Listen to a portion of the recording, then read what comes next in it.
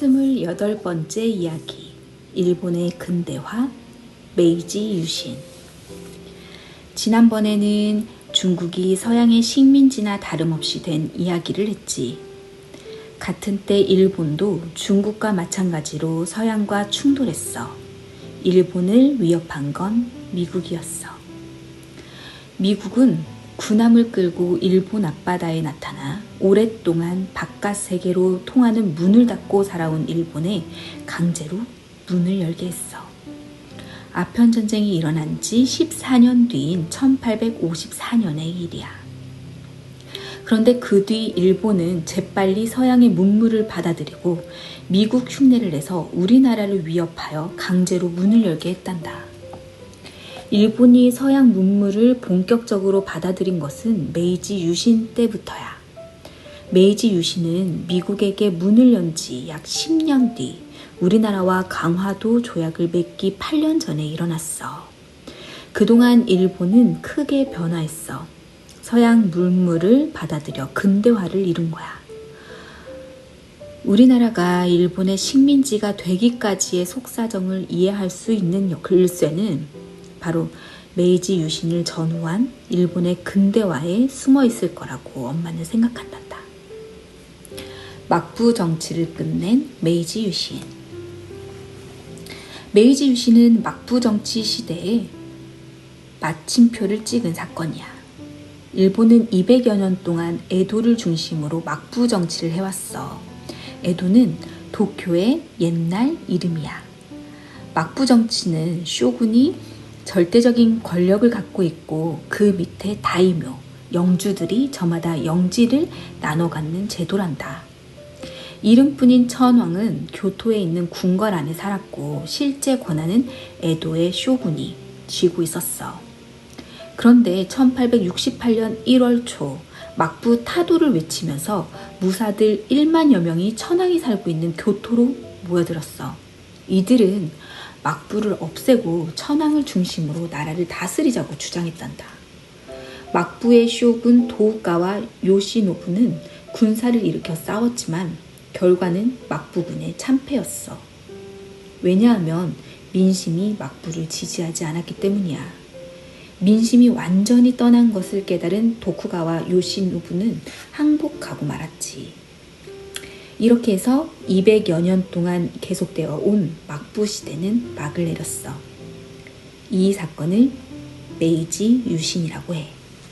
메이지 유신으로 등장한 새 정부는 과감한 근대화 정책을 폈어. 미국 헌법을 본떠 법을 만들고 수도를 교토에서 도쿄로 옮겼어.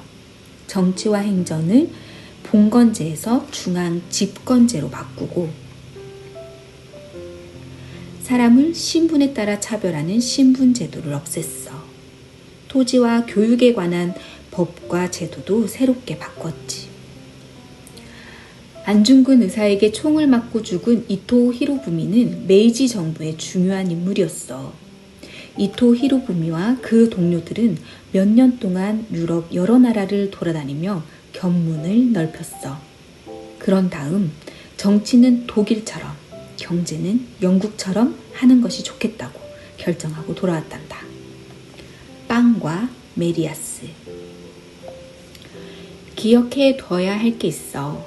막부의 쇄국 정책 말인데 원래 쇄국 정책이란 나라의 문을 닫고 외국과 교류하지 않는 정책이야.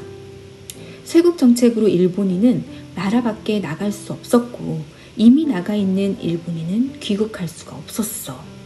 그런데 막부의 쇄국은 좀 달랐다는 것을 기억해 두렴. 문을 닫되 일본에게 유리한 창문은 골라서 열어놓았단다. 사실 일본은 메이지 유신 훨씬 전부터 서양 여러 나라와 교류를 했어. 임진왜란 전인 1543년쯤 포르투갈인들이 배를 타고 일본에 와서 무역을 하고 가톨릭을 포교하기 시작했지. 선교사 프란시스코 사비에르는 일본에 살면서 가톨릭을 포교했어. 사비에르는 외란 때 일본군과 함께 우리나라에도 왔단다. 또 일본은 대마도를 통해서 우리나라, 중국과 무역을 했고 나가사키를 통해서 네덜란드와 무역을 했어. 막부의 허가증을 받은 무역선이 대만, 필리핀, 베트남, 캄보디아, 말레이시아, 자바로 나가기도 했지. 1604년부터 1635년 사이에 발행된 허가증이 350에서 370통에 이른다고 하니 한 해에 10번 넘게 일본 무역선이 동남아시아 일대를 드나든 셈이지.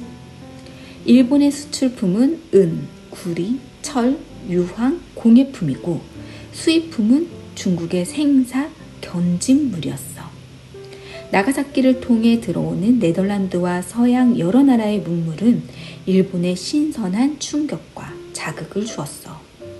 당시 일본인들은 포르투갈과 에스파냐 사람을 구별하지 않고 모두 남만인이라고 했어. 일본인에게 남만인은 곧 서양인이란 뜻과 마찬가지였어. 그래서 서양 문물을 남만 문화라고 했단다. 이때 일본에 들어온 포르투갈어와 에스파냐어가 오늘날까지 일본말에 남아있어.